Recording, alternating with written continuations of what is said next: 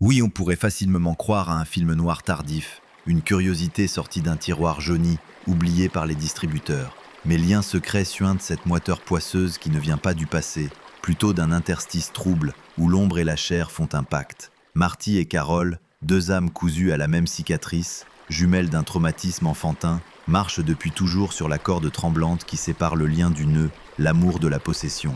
Et plus la caméra de Michael Oblowitz s'attarde, plus cette corde ressemble à une veine prête à éclater.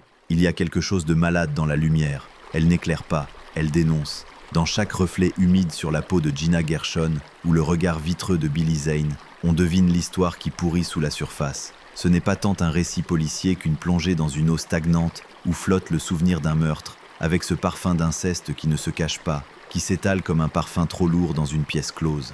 L'Amérique que l'on voit ici n'a rien de propre. C'est une vitrine fendue où les mannequins ont des yeux vivants. Les bars sont ternes, les rues poisseuses, les intérieurs saturés de couleurs trop vives, comme si le monde avait été peint par un aveugle qui se souvenait mal des teintes réelles.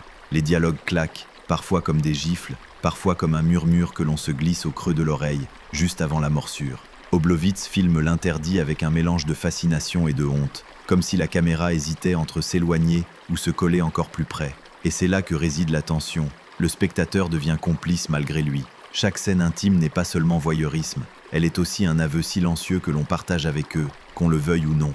C'est un film malade, oui, mais un film vivant. Les corps bougent comme des souvenirs, les visages se figent comme des photos retrouvées dans un grenier. Lien secret ne cherche pas à séduire, il cherche à contaminer. Quand le générique tombe, il reste cette sensation, étrange et persistante, d'avoir respiré un air qui n'était pas fait pour nous, et de déjà regretter son absence.